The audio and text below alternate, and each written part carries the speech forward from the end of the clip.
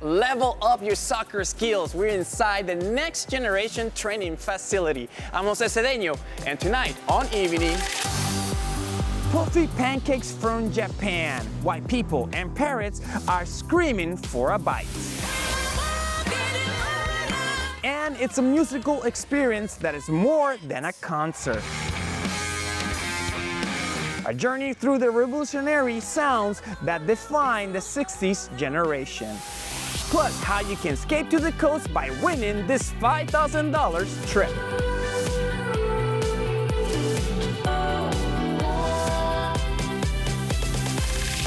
Hello and welcome to the show. I'm coming for you from Elite 90 Soccer here in Tukwila. And no matter how the weather looks outside, you can still play the beautiful game in here. Where are we today? We are at Elite 90 Soccer in Tukwila, Washington. Elite 90 Soccer is the #1 indoor training facility in the Pacific Northwest. The objective is redefining player development. We have 8 playing surfaces, so we've got 2 futsal courts, 2 7-a-side fields, and then 4 more 5v5 turf fields. We've also got a performance center over to my right here. They bring objective data to player training. Right here we have the speed court from Global Speed. You can see on the ground there are these white squares. You can see on the TV that there's curriculum being portrayed to players. We're working on things like cognitive development, change of direction. This is truly educational. Let's move to a system they call Soccer Ball 360. You can see there's 6 projectors and then there are 6 high-speed sensors underneath it. Whenever you're ready, hit the play button. Right Hit the pass. Nice. Advanced and technical training that will take your game to the next level. 2, 1, go! Since I'm here, let's do some physical tests. All right. Not bad. Let's say I did okay. Next was a speed court. I already know the kids are way better at this game than me.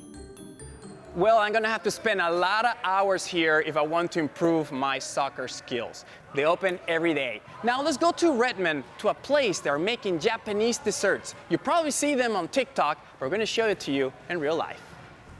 There's a reason people wait outside the Screaming Parrots Cafe before it opens. And it's not birds. The jiggly pancakes. Oh, the pancakes. I hear they're good. I'm really excited for these pancakes. Puffy Japanese souffle pancakes are social media's food obsession of choice right now, and it's easier to post them online than it is to create them. Each one takes 45 minutes to make. Weather can impact whether they rise. If the cafe's door is left open, they can fall flat. Anything that tastes good, there's no shortcut to it. There's only one thing Mike will reveal about the recipe. It has eggs. I can't tell you the recipe, that's our secret sauce. This fluffy and finicky dessert is worth the wait.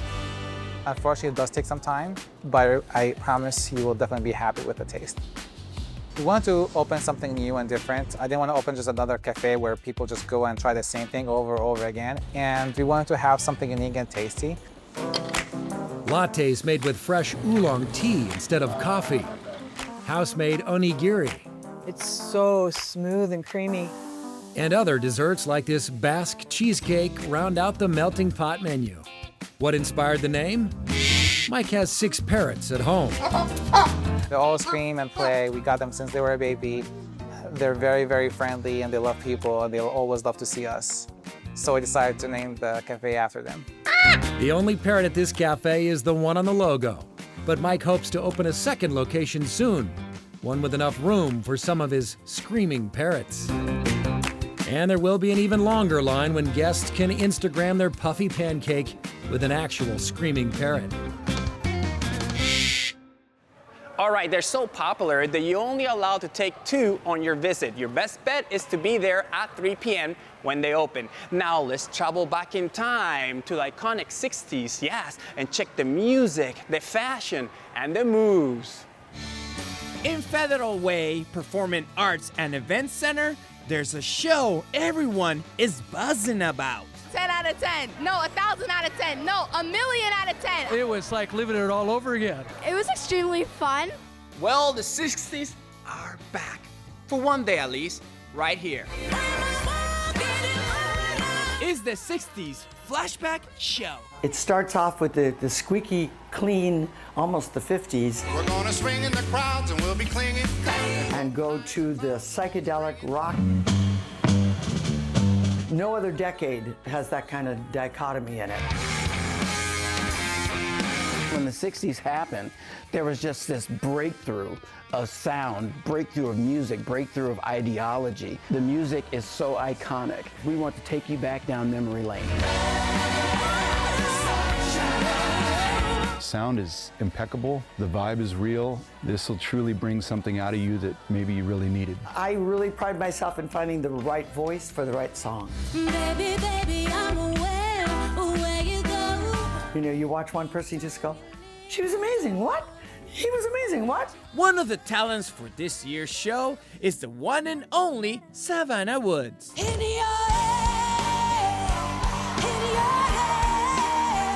Yes, a contestant for season 20 of The Voice. I am going to be leaving Savannah Woods at the door, and I will be Janis Joplin and Dusty Springfield. How do you feel at the end of the day?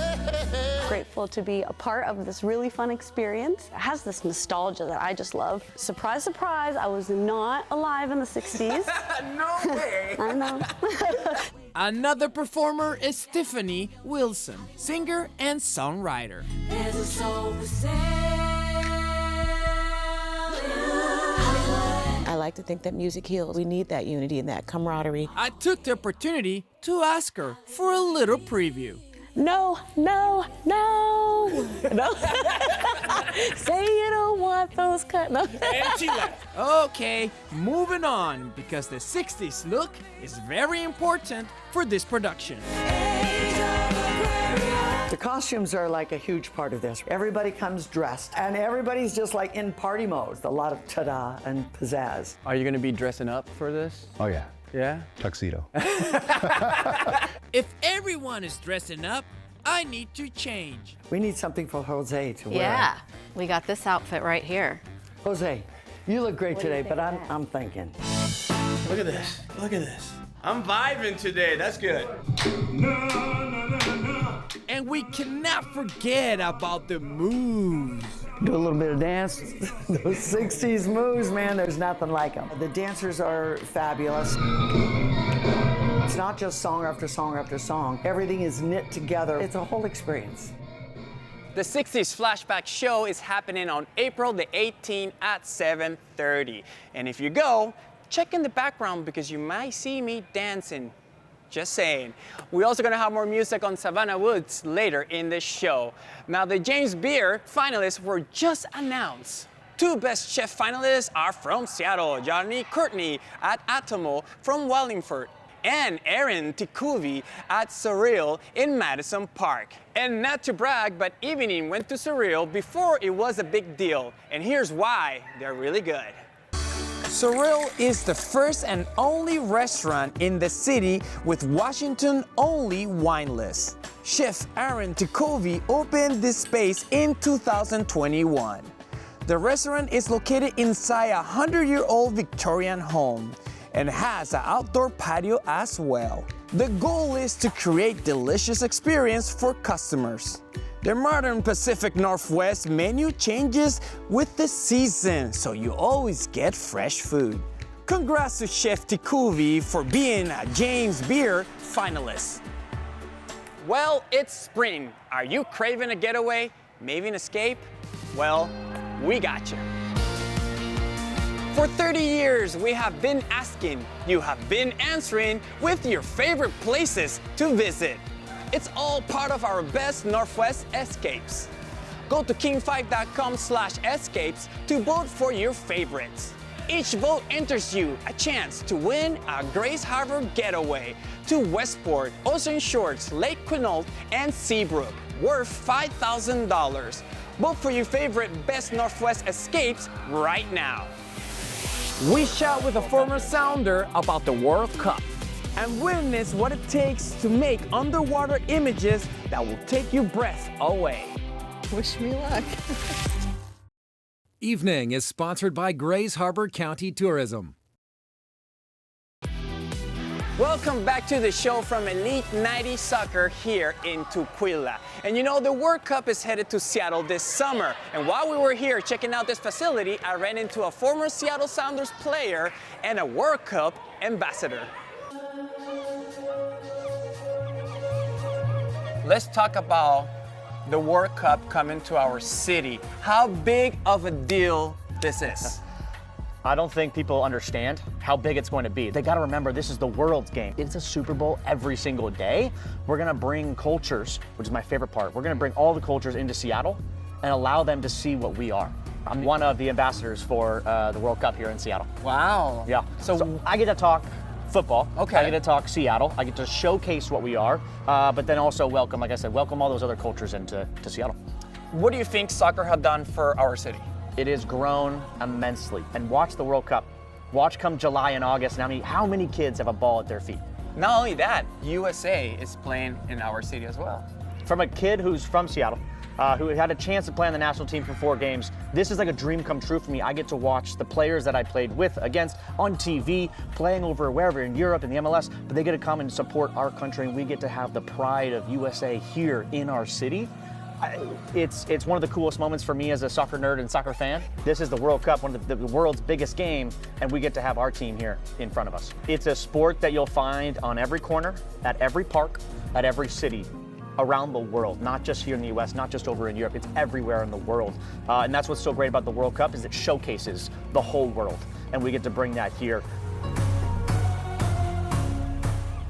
I can't wait for the World Cup to be in our city. Don't forget that Team USA is playing on June 19. Now, sometimes to create art, you have to be brave and have willingness to open yourself. That's exactly what a pair from Tacoma has been doing for decades. Here's Saint. They are images that seem to have been plucked from dreams. Sometimes eerie, always beautiful. Products of an underwater collaboration between photographer Dean Burke and artist-model Jillian Nettles. When we do this, we usually start the conversation a week before a shoot, and kind of just relaying ideas back and forth. It's a Saturday morning on Tacoma's Owen Beach. The water a clear but chilly 48 degrees. When it's below 50, it's pretty cold, even for me.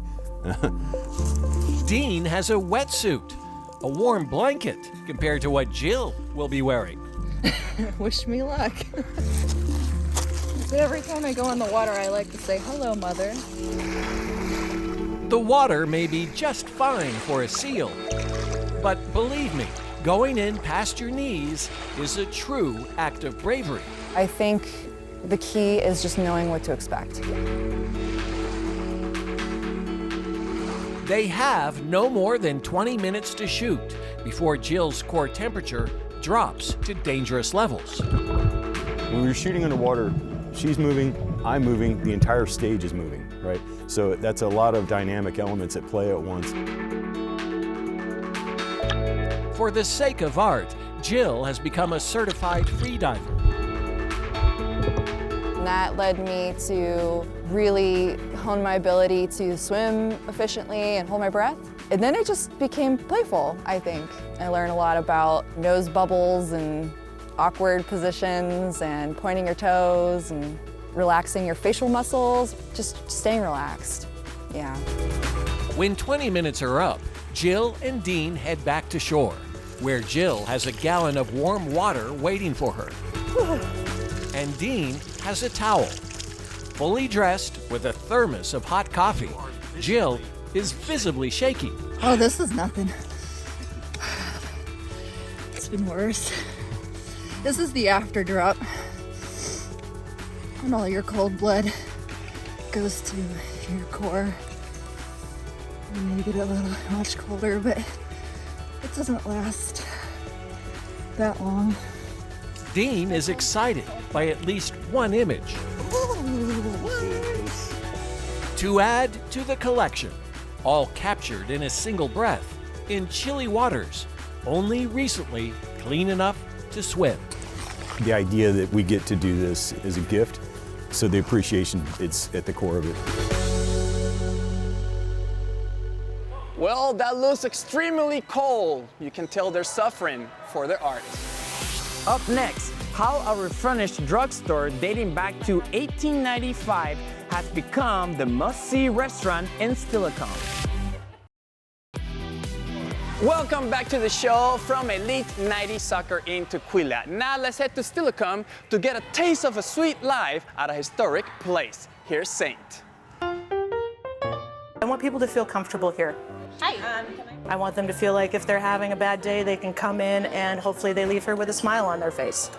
The Bear has been a gathering place for the Steilacoom community since 1895, when Jane Bear's grandfather built the structure that would house the post office, soda fountain, and his pharmacy in what was then a boomtown. Oh, Steilacoom was the port. Tacoma hardly existed, Seattle hardly existed. Steilacoom was the port. This is a restaurant that doubles as a living museum. One wall is filled with old tonics, like sore throat remedy Creomulsion, made with creosote. I've actually had people come in and they remember it. They remember taking it. It smells terrible. Today, everything smells delicious. The Monte Cristo, the biscuits and gravy. And at this refurbished soda fountain, you can actually order something called a Green River. It's kind of a sour apple, lemon, lime mixture. It's bright green. It looks like it could be toxic, but it's delicious.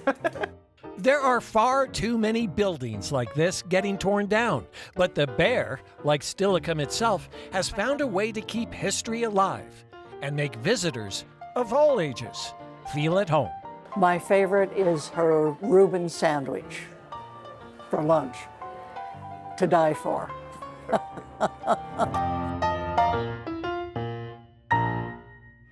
Thank you, Saint. Bear Bistro opens Wednesdays through Sundays from 8 a.m. to 2 p.m. When we return, celebrating one family's dedication to making life sweeter in the Northwest for 100 years. Now in our 40th season, Evening shares local stories that make our community shine. Evening is sponsored by PEMCO Insurance. PEMCO empowers the Northwest to prevent the preventable. Learn how at PEMCO.com. Welcome back to the show from Tukwila. Now let's go south to the iconic Johnson Candy Company in the Hilltop neighborhood in Tacoma. We're celebrating one family's dedication to making life sweeter for over 100 years. And I'll take a dark raspberry bunny. The day after Easter is usually a pretty nice day because it means we've made it through our major holidays and the summertime's coming. 5 of those chocolate caramels. The customers are still coming in, but in trickles, giving Bill Johnson time to reflect on 100 years of this sweet life, dating back to his grandfather's decision in 1925 to start making candy for the family lunch counter. He thought he could make candy about as good as the stuff they were buying. And so he got some candy making equipment and some recipes and started making candy there. In the 40s, Bill's grandfather built this Art Deco candy shop, a Tacoma landmark. His father inherited the business in the 60s, and Bill's been here for more than 20 years. We make a lot of old-fashioned candy like peanut brittle and divinity and fudges and caramel. We make everything from scratch. Upstairs, Juanita Smith hand-dips open-faced caramel. Kathy Todd is the candy company packer. Chocolate is just always going to be popular with people. People love chocolate, and people like small family businesses like ours that do things kind of an old-fashioned way. When a company is named after your family, it can be a great responsibility. On Saturday, during the Easter rush, one of Bill's 2 sons helped run the register. Could a 4th generation someday take over? It's around and it's something they want to do, then that would be great. We'll just have to see. Okay, Johnson Candy Company opens Monday through Saturdays. Now I'm gonna leave you with music from Savannah Woods. This is our music video, Puzzle Pieces. Good night, everyone. Last night I had a dream. We were dancing in the kitchen.